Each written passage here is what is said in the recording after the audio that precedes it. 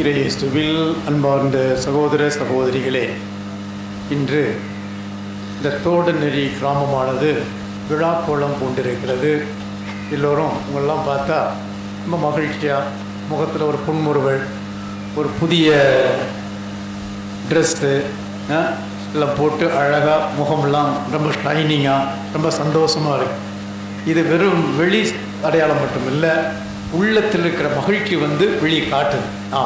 அந்த மகிழ்ச்சியை கொடுக்கக்கூடிய ஒன்றாக எது இருக்குதுன்னா நம்முடைய ஆலயத்தினுடைய மந்திரிப்பு விழாவாக இருக்கின்றது. இந்த தோடநெறி கிராமம் மட்டுமல்ல, இந்த தோடநெறியானது நமது சமயநல்லூர் பங்கை சார்ந்ததாக இருக்கின்றதனால் நமது பங்கு மக்களும் நீங்கள் இருக்கிறீர்கள்.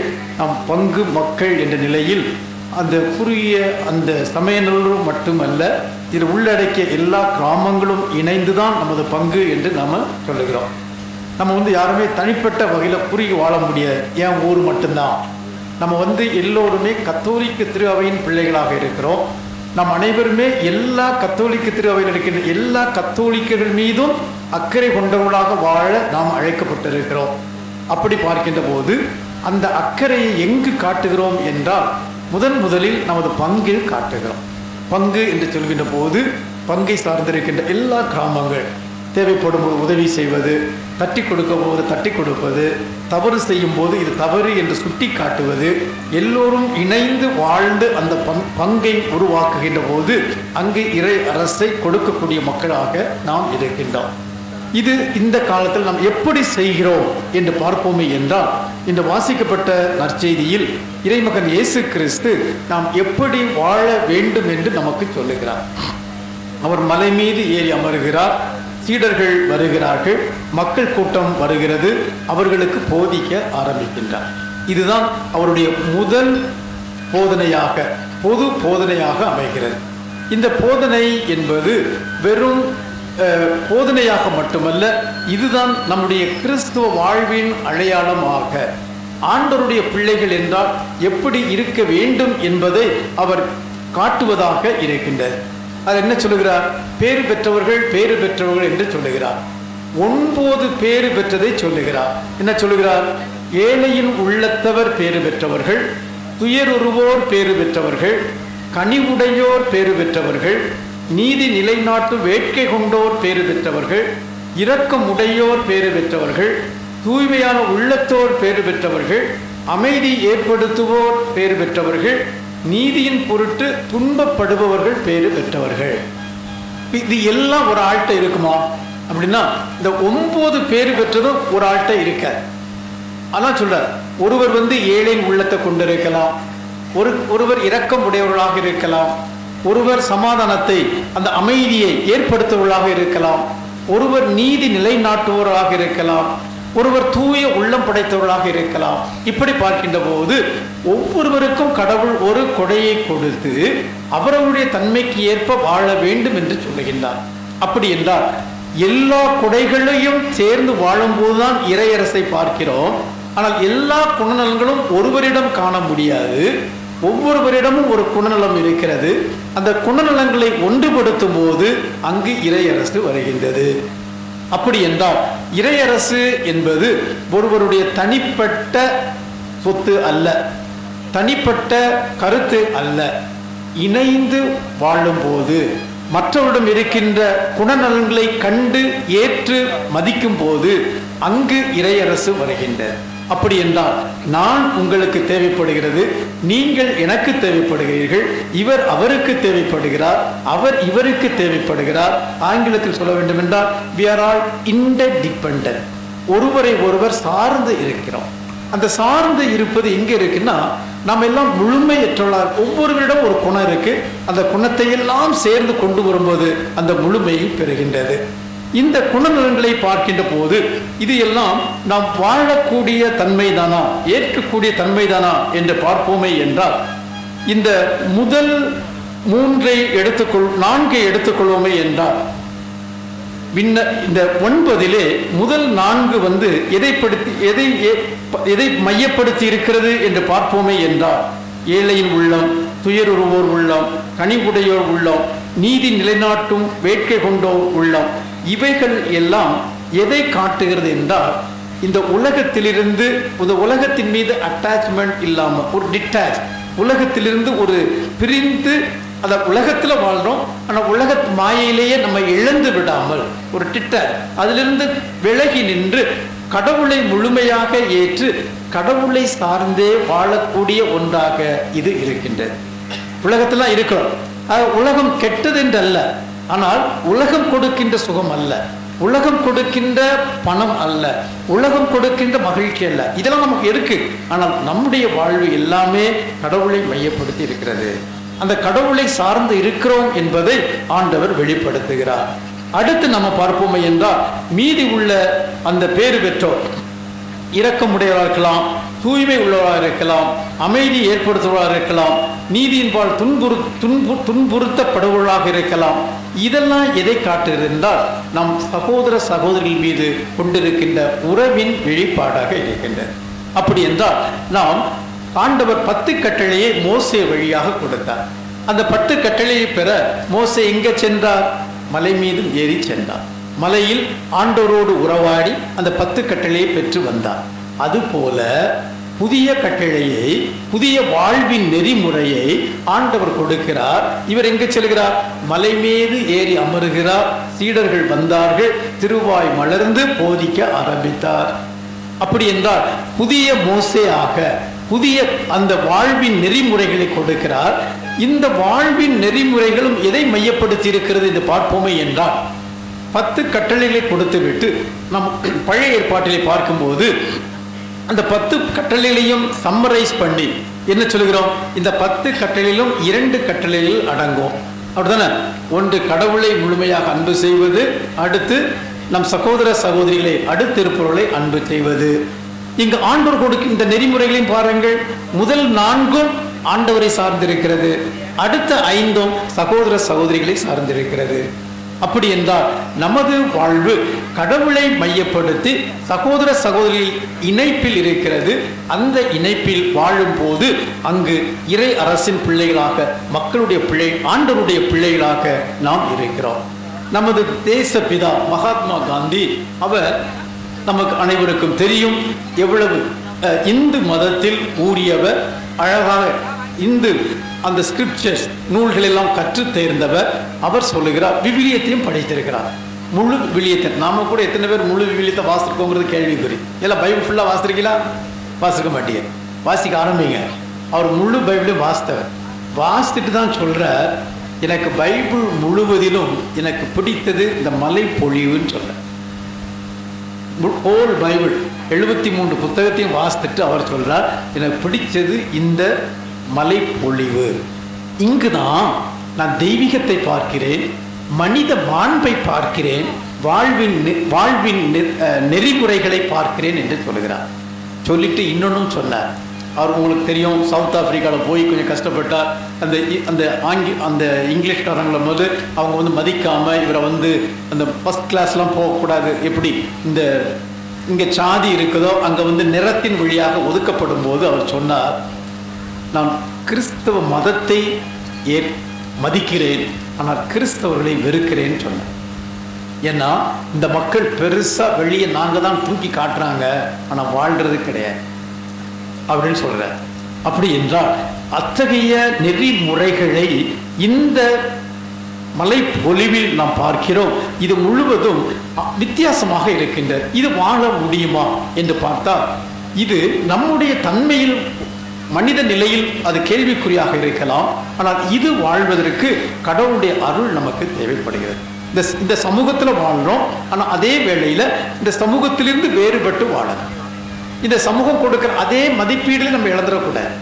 அங்கே என்ஜாய் பண்ணுறாங்க, நம்மளும் என்ஜாய் பண்ணணும். அவங்க எப்படியும் பணம் சேர்க்கலாங்க, நாமளும் எப்படியும் பணம் சேர்க்கலாம். அங்கே என்னமும் சந்தோஷமா இருக்கலாம், நானும் சந்தோஷமா இருக்கலாம். என்ன பண்ணாலும் சரி நான் சந்தோஷமா இருக்கலாம். அதே உலகம் கொடுக்குற நானும் அதே செய்கிறேன் அப்படின்னா அது அல்ல. உலகத்தை விட்டு ஓடி போயிடணும் இல்லை, அங்கு இருந்து கொண்டு வேறு மதிப்பீடுகளை நமது வாழ்வின் வழியாக கொடுக்க வேண்டும். மனம் போல வாழ்வது அல்ல, மன நிறைவோடு எது உண்மையான வாழ்வு என்பதை வாழ்ந்து காட்ட வேண்டும். இரக்கம் வேண்டும், மன்னிப்பு வேண்டும், தூய்மையான அந்த புனித வாழ்வு வாழ வேண்டும். அப்படி என்றால் புனித வாழ்வு என்று சொல்லுகின்ற போது பாவத்தை விட்டுவிட வேண்டும். ஏழை உள்ளம் என்று சொல்லுகின்ற போது நாம் என்ன செய்கிறோம்? கடவுளை மட்டுமே சார்ந்திருக்க வேண்டும். கடவுளை மையப்படுத்தாமல் பணம் குவித்தால் போதும், நகை சேர்த்தால் போதும், சொத்து சேர்த்தால் போதும் என்று சொல்லுகின்ற போது நாம் கடவுளை மறக்கக்கூடிய மக்களாக மாறுகிறோம். நாம் துன்பப்படுகிறோம் என்று சொல்லுகின்ற போது, அந்த பாவம் செய்யும் போது, அநியாயம் நடக்கின்ற போது, துன்பப்படுகிற போது இவர்களுடைய துன்பத்தை அறிந்து கொள்ளக்கூடியவர்களாக இருக்க வேண்டும். நாம் கனிவுடையவர்கள் என்று சொல்லுகின்ற போது கடவுளை நம்பி அந்த அன்பை காட்டக்கூடிய மக்களாக இருக்க வேண்டும். நீதி நிலைநாட்டுகின்ற என்று சொல்லுகின்ற போது கடவுளுடைய விருப்பத்தை தேடுகின்ற மக்களாக இருக்க வேண்டும். இரக்கம் உடையன்னு சொல்லுகின்ற போது கடவுளுடைய அன்பை காட்டக்கூடிய மக்களாக இருக்க வேண்டும் என்று சொல்லிக்கொண்டே போகலாம்.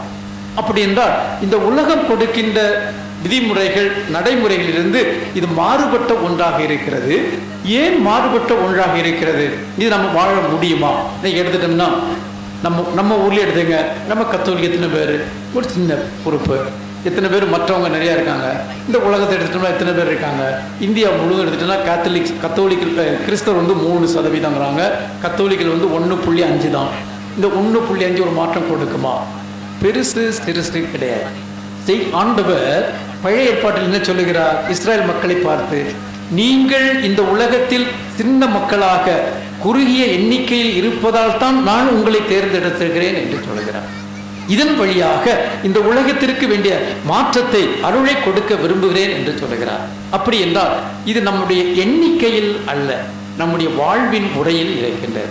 நம்ம வித்தியாசமாக வாழுகிறோம், ஆண்டவருடைய அருளை பெற்ற மக்களாக வாழுகிறோம் என்று சொல்லுகின்ற போது, இன்று வாசிக்கப்பட்ட 2ஆம் வாசகத்தில் பவுலடிகளார் என்ன சொல்லுகிறார்? என் சகோதர சகோதரிகளே, நீங்கள் அழைக்கப்பட்ட நிலையை எண்ணி பாருங்கள். மனிதர் கணிப்பின்படி உங்களிலே ஞானிகள் எத்தனை பேர், வலியோர் எத்தனை பேர், உயர்குடி மக்கள் எத்தனை பேர். ஆனால் இந்த உலகத்தை வெட்கப்படுத்த கடவுள் ஞானிகளை வெட்கப்படுத்த மடமை என உலகம் கருதுவற்றை தேர்ந்து கொண்டார். வலியோரை வெட்கப்படுத்த வலுவற்றவரை தேர்ந்து கொண்டார். உலகம் பெரிதாக மதிக்கின்ற ஒன்றை தாழ்ந்ததாக கருத இந்த உலகம் இகழ்ந்து தள்ளுவதை தேர்ந்தெடுத்தார். அப்படின்னா பெரியவங்க, உயர்ந்தவங்க, பணக்காரங்க, உயர்ந்த சாதி, அது இது, அதுக்காக கடவுள் தேர்ந்தெடுக்கல. நம்ம நினைக்கிறோம் அதை வச்சாதான் இந்த உலகத்துல மாற்றம் கொண்டு வர முடியும். இல்லை, கடவுளை சார்ந்து இருக்கின்ற போது கடவுள் சொல்லுகிறார், நீங்கள் பெரியவங்க, நீங்க வசதி படைச்சவங்க, உங்களை வச்சு தான் மாற்றம் வரும், அதனால உங்களை தேர்ந்தெடுக்கிறேன். இல்லை, வலிமை அற்றவர்களை, தாழ்ந்தவர்களை ஆண்டவர் தேர்ந்தெடுத்து அவர்கள் வழியாக செயல்பட வைக்கும் போது கடவுள் என்ன சொல்லுகிறார்? உங்கள் வழியாக செயல்படுவது நான். ஆண்டவரை செயல்பட வைக்க வேண்டும். பல நிலைகளில் நாம் நினைக்கிறோம், எனது அறிவு, எனது திறமை, எனது பணம், எனது இன்ஃப்ளூவன்ஸ், எனது என்று நாம் நினைக்கிறோம். அல்ல, கடவுளை நாம் நம்முடைய வாழ்க்கையில் செயல்பட வைக்க வேண்டும். அப்படி என்றால் கடவுளை செயல்பட வைக்க வேண்டும் என்றால் அந்த கடவுளை பார்க்க வேண்டும், அந்த கடவுளை சந்திக்க வேண்டும், அந்த கடவுளோடு உறவு கொள்ள வேண்டும். எங்கு சந்திப்பது, எங்கு உறவு கொள்வது? அதுதான் இந்த ஆலயத்துக்கு வருகிறது. ஆலயம் என்பது என்ன? ஆண்டவரை சந்திக்கக்கூடிய இடமாக இருக்கின்றது. இந்த பழைய ஆலயமாக இருந்ததை புதுப்பித்து இவ்வளவு அழகா கீழிருந்து நல்ல உயரமாக போட்டிருக்கீங்க. இன்னும் 20-25 வருஷமாக ரோடு போட்டால் கூட மழை தண்ணி உள்ள வராத அளவுக்கு ரொம்ப உயர்த்தி போட்டிருக்கீங்க. அதுக்கு மேலே இதை பார்த்தா பயங்கர காற்றோட்டமாக உட்காந்து நீங்கள் 24 மணி நேரம் உட்கார்ந்தா கூட கதவெல்லாம் மூடிட்டு உட்கார்ந்தவங்க சஃபகேஷன் உங்களுக்கு வராது. அந்த அளவுக்கு அழகாக பண்ணியிருக்கீங்க. இவ்வளோ அழகாக பண்ணி வச்சுட்டு இந்த கோயிலை சும்மா பூட்டி வச்சுருவா? ஆண்டவர் இங்கே இருக்கிறார். ஆமாம், ஆண்டவருக்கு வேறு இடமே இல்லை, சரி அவருக்கு ஒரு நல்ல இடத்த கொடுத்து வச்சுருவோம் அப்படின்னு இடத்துல ஆண்டவருக்காக அவரை மட்டும் உட்கார வச்சு நம்ம போயிடவா? இது ஆண்டவருடைய இல்லம்தான், ஆண்டவருக்காக கட்டப்படவில்லை. ஆண்டவரை இருக்கின்ற இடத்தில் நாம் அவரை சந்திக்க வேண்டும் என்பதற்காக நமக்காக கட்டப்பட்ட ஒன்றாக இருக்கிறது. அப்படி என்றால் இந்த கோவில் கட்டியதோடு நமது வேலை முடிந்து விடவில்லை. நீங்கள் எல்லாரும் உதவி செஞ்சிருப்பீங்க, எல்லாரும் கஷ்டப்பட்டுருப்பீங்க. இன்னைக்கு பெருமையாக கோவில் கட்டிட்டோம், வெரி குட், எல்லாம் முடிஞ்சு போயிடுச்சு. என்ன மிஷன் அக்கம்ப்ளிஷ் சொல்கிற மாதிரி எல்லாம் நிறைவேறிவிட்டது? இல்லை, இப்போ தான் ஆரம்பி. நீங்கள் ஒரு நல்ல வீடு கட்டுறீங்க வைங்களேன், வீட்டை கட்டிட்டு கதவெல்லாம் பூட்டி வச்சுட்டு போயிடலாம்? ஆமாம், அந்த வீடை திறக்கணும். எங்கோ வாழ்ந்தா கூட, இன்னொரு வீடு இருந்தால் கூட, இந்த புது வீடு கட்டினா கூட கதவை திறக்கணும், பெருக்கணும், லைட் போடணும், உள்ளே இருக்கணும். அப்போ தான் அந்த வீட்டுடைய பொழிவு இருக்கும் அப்படின்னு நம்ம நினைக்கிறோம். அப்படின்னா அந்த வீட்டுக்கே அப்படி எடுத்தோம்னா இது கடவுள் வாழுகின்ற இந்த இல்லம் என்று சொல்லுகின்ற போது இந்த இல்லத்தை பயன்படுத்தக்கூடிய மக்களாக நாம் இருக்க வேண்டும். எப்படி நாம் பயன்படுத்துகிறோம்? இந்த ஆலயத்தில் திருப்பலி நிறைவேற்றப்படும் போது எல்லோரும் கலந்து கொள்ள வேண்டும். நமக்கு எல்லாரும் இன்னைக்கு பிஸி தான், எல்லாருக்கும் வேலை உண்டு. இப்போ யாருக்குமே நேரம் யார் இப்போ நான் சும்மா உட்காந்துட்டு இருக்கேன் என்ன செய்யன்னு தெரில அப்படின்னு யாராவது சொல்லுவீங்களா? எல்லாரும் பிஸி தான். ஓவர் பிஸி எங்கே இருக்குது? நம்ம மொபைலில், வாட்ஸ்அப், இன்ஸ்டாகிராம், ஃபேஸ்புக், அதில் எவ்வளோ நேரம் செலவழிக்கிறோம். நேரம் இல்லை ஆனால் அதுக்கு நேரம் இருக்கு. அதில் அப்படி என்றால் நாம் விரும்பினா கோயிலுக்கு வருவதற்கு, திருப்பலியில் கலந்து கொள்வதற்கு நேரம் கண்டுபிடிக்க முடியும். அது எங்கே இருக்கு? அந்த 24 மணி நேரம் 10 இல்லை, அது இங்கே இருக்கு. ஏன்னா நான் ஆசைப்படுறது இருக்கு, நான் திட்டம் போடுறது இருக்கு, நான் விரும்பினா செய்ய முடியும். அதை நாம் ஒதுக்க வேண்டும். கடவுளுக்கு திருப்பலி நிறைவேற்றப்படும் போது வர வேண்டும். அதுபோக மற்ற வழிபாடுகள், சும்மா சாமியார் ஞாயிற்றுக்கிழமை பூசைக்கு வர அப்புறம் கோயிலில் போட்டு வச்சிருவோம் இல்லை. மற்ற நாட்களில் திறக்கிறது, ஜெவமாலை சொல்லுவது, இல்லை லோயலா இஞ்ஞாசியர் பற்றி வச்சிருக்கீங்க. லோயலா இஞ்ஞாசியர் என்ன சொன்ன? அவருடைய அடிப்படை தத்துவம் என்ன? அவரால் முடியுது, என்னால் முடியுது. சாரி, அவரால் புனிதத்தில் வளர முடியுது, இவரால் புனிதத்தில் வளர்க்க முடியுதுன்னா ஏன் என்னால் முடியாது? when he or she can do, why can't I? அதுதான் அடிப்படையாக இருக்கு. எல்லா புத்தகத்தையும் வாசிக்கிறேன், எல்லாம் தெரிஞ்சுக்கிட்டு ஆண்டவர் தான் அப்படின்னு மையத்துக்கு வந்ததோடு மட்டுமில்லை, சவேரியரை கை வைக்கிற, நீ ரொம்ப படிச்சுட்ட, நீ ரொம்ப ப்ரொஃபஸர், ரொம்ப பேராசிரியர், அதெல்லாம் இருக்கட்டும், இதை பாரு, அடிப்படை என்னன்னு பாரு. அது எந்த அளவுக்கு அவரை தொட்டிருந்தால் அவரை மற்றவரை இழுக்கக்கூடிய அந்த தன்மை பெற்றிருப்பார். அது ஆண்டவரை அனுபவித்ததினால் அது வந்தது. அந்த அனுபவத்தை கொடுக்கக்கூடிய இடமாக லோயலா இஞ்ஞாசியாரையே பாதுகாவலராக வைத்துட்டு சும்மா ஒரு திருவிழா, ஆகஸ்ட் மாதம் திருவிழா கொண்டாடினா மட்டும் பத்தாது. அவருடைய பிள்ளைகள் என்றால் அவரிடம் இருந்த அந்த ஸ்பிரிட், அந்த ஒரு எண்ணத்தை நாம் நமதாக்கி கொள்ள முயற்சி எடுக்க வேண்டும். அது ஜெபத்தின் வழியாகத்தான் வரும். நான் ஆரம்பத்தில் சொன்னது போல இந்த சமூகத்திலிருந்து மாறுபட்டு இருக்கணும்னா நம்ம எல்லாம் மற்ற மனிதர்கள் போல தான், நாமளும் அவங்கள போல நமக்கு உணர்வு இருக்கு, அவங்க போல நமக்கு ஆசை இருக்கு, அவங்கள போல தான். ஆனால் இந்த உலகின் ஆசை உணர்வுகளை தாண்டி நம்ம வாழ வைப்பது இந்த தெய்வீக வழிநடத்துதல். அந்த தெய்வீக வழிநடத்துதலுக்கு உட்பட்டு திருப்பலி மற்ற வழிபாடுகளில் கலந்து கொள்ளும் போது அந்த ஆன்மீக சக்தி நம்மிடம் வரும். அதனாலதான் பவுலடியார் சொல்லுகிறார், ஆண்டவர் வலிமையற்றவர்களை தேர்ந்தெடுத்து வலிமையானவர்களே மாற்றுவதற்கு பயன்படுத்துகிறார் என்று அவர் சொல்லுவதை பார்க்கிறோம். நாம் அன்பு மக்களே, நாம் பேறு பெற்ற மக்களாக இருக்கிறோம். நாம் பல நிலைகளில் நம்முடைய தன்மையை உணராத மக்களாக இருக்கிறோம். நம்மளோட பெரிய சக்தி இருக்கு. நாம் நினைக்கிறோம் இந்த சக்தி இந்த சும்மா பூசைக்கு மட்டும் வந்துட்டா போதும், சும்மா திருவிழா நடத்திட்டா போதும், கிறிஸ்மஸ் ஈஸ்டர் கொண்டாடினா மட்டும் போதும். இல்லை, ஒவ்வொரு நாளும் நாம் ஆண்டவருடைய பிள்ளைகள் என்பதை, நாம் அவரோடு உறவு கொண்டிருக்கிறோம் என்பதை நமது அன்றாட ஜெபத்தில் காட்ட வேண்டும். அந்த ஜெபம் இந்த சமூகத்தில் வாழ உறுதியை கொடுக்கும். அது ஜெபமாலை சொல்வதாக இருக்கலாம், தனிப்பட்ட வகையில் இந்த ஆலயத்திற்கு ஒரு 10 நிமிஷமோ 15 நிமிஷமோ உட்கார்ந்த நேரமாக இருக்கலாம். அந்த தனிப்பட்ட நேரத்தில் அந்த தனிப்பட்ட உறவு கொடும்போது நமக்கு வலிமை கொடுக்கிறது. இந்த வலிமை அந்த மலை பிரசங்கத்தில் கொடுக்கப்பட்டிருப்பதை வாழ வைக்கின்றது. ஒவ்வொருவருக்கும் ஒன்று இருக்கிறது. அவர்களை மதித்து எல்லோரும் இணைந்து, நான் பெரியவன் நீ பெரியவன் கிடையாது. எப்படி கனிவுடையவங்க தான் பெருசவங்க இல்லை, நீதி நிலைநாட்டுறவங்க தான் பெருசவங்க இல்லை, ஏழையர் தான் பெருசவங்க இல்லை. அவங்களும் வேணும், இவங்களும் வேணும், அதுவும் வேண்டும், இது வேண்டும். எல்லோரையும் ஏற்று ஒருங்கிணைந்து வாழும்போது, இறை அருளை பெற்று வாழும்போது உண்மையிலேயே இறை அரசை நம்முடைய மத்தியில் பிறக்க வைக்க, வளர்க்க வைக்கக்கூடிய மக்களாக நாம் மாறுகிறோம். எனவே கடவுள் நமக்கு கொடுத்திருக்கின்ற வாய்ப்புக்கு நன்றி சொல்லுவோம். அழகான ஒரு ஆலயத்தை கொடுத்திருக்கிறார். இதன் வழியாக நமக்கு புதிய புதிய வாய்ப்புகளை தருகிறார். இதை நாம் பயன்படுத்த வேண்டும். பயன்படுத்தி ஆண்டவருடைய வார்த்தைக்கு ஏற்ப அந்த நிலையில் நமக்கென்று ஆண்டவர் கொடுத்திருக்கின்ற அந்த நிலையில் அந்த எண்ணத்தில் வளர்ந்து அதை பிறரோடு பகிர்ந்து கொள்ள வேண்டிய அருளுக்காக இந்த பள்ளியில் தொடர்ந்து வேண்டுவோம். நம்மை அழைத்த கடவுள், நமக்கு அருள் கொடுத்த கடவுள் பிரமாணிக்கமாக இருக்கிறார், வாக்கு தவறாதவராக இருக்கிறார். நாமும் பிரமாணிக்கமாக இருக்க ஒவ்வொரு நாளும் அவரோடு தொடர்பு கொண்டு வாழ, அந்த தொடர்பில் நம் சகோதர சகோதரிகளில் தொடர்பு கொள்ள வேண்டிய அருளை கொடுக்க இந்த திருப்பலியில் மன்றாடுவோம். ஆண்டவர் நம் அனைவரையும் ஆசீர்வதித்து நிறைவாழ்வுக்கு அழைத்து செல்லட்டும். ஆமென்.